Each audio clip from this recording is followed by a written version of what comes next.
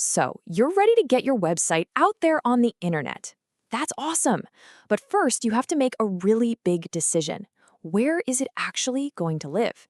Getting this right is crucial for success. But don't worry, we're going to make this choice super simple today. We can boil this whole technical decision down to a pretty simple, real world question. Is your website better suited for a shared apartment, or does it need its own private house? How you answer that is pretty much going to tell you everything you need to know. All right, first up, let's take a tour of the apartment building of the internet. This is what we call shared hosting.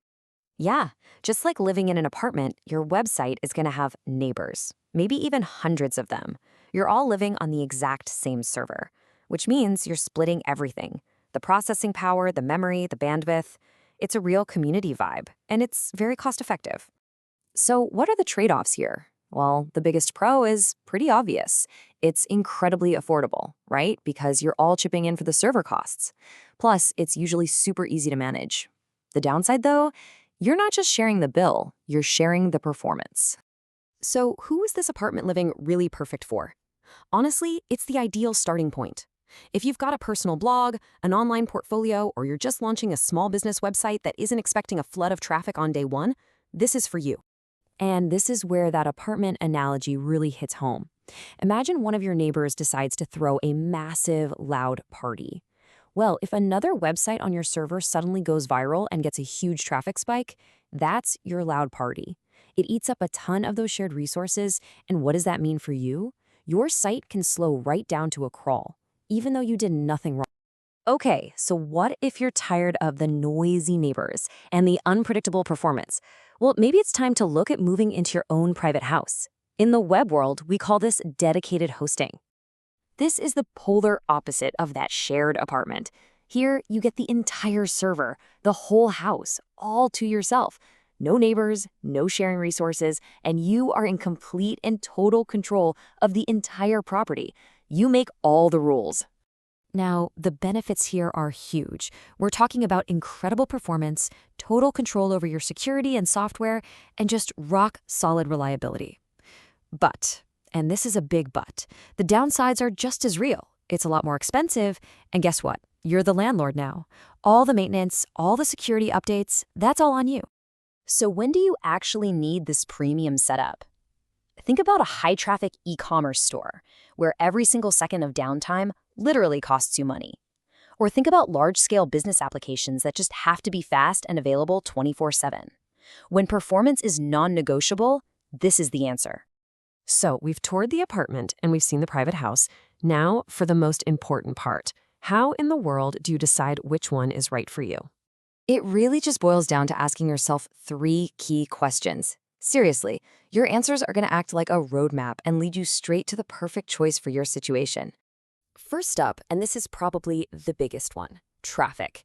How many visitors do you realistically expect to get? Not just today, but maybe 6 months from now. You got to be honest with yourself here. Look, it's a pretty simple calculation. For a brand new site that's expecting low to moderate traffic, that shared apartment is going to be more than enough. But if you are expecting a massive crowd, or you're already getting one, that dedicated house becomes absolutely essential to handle the load without crashing. Question number 2, how much control do you really need? I mean, do you want the freedom to install custom software and tweak every little security setting yourself? Or would you much rather have someone else just handle all that for you? This is that classic trade-off, right? Convenience versus control. With shared hosting, the landlord, your hosting company, handles all the maintenance for you. With dedicated hosting, they hand you the keys to the entire building. That means you have total freedom, but yeah, you also have total responsibility. And finally, let's get practical. What's your budget and how comfortable are you with the technical side of things? You've really got to be honest about both of these. So here's the bottom line. Shared hosting is your low-cost, low-maintenance, easy-button option. It's perfect for anyone just getting their feet wet. Dedicated hosting, on the other hand, is a serious investment, both in terms of your money and your technical know-how. It's for sites that absolutely demand that level of performance. Let's wrap all this up with a really important principle. The goal here isn't to buy the most expensive house you can possibly find. The goal is to be smart and find the one that is a perfect fit for you right now. Think of this as your ultimate cheat sheet. When it comes to cost, shared hosting wins, hands down, no question. But for basically everything else, performance, control, and the ability to grow, dedicated hosting is in a totally different league. That is the core trade-off you're making.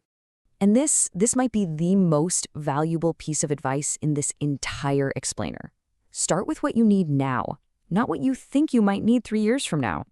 It is so easy to upgrade from the apartment to the house when your site takes off. You know what's painful? Being stuck paying the mortgage on a giant mansion you don't actually need yet. So what kind of future are you building?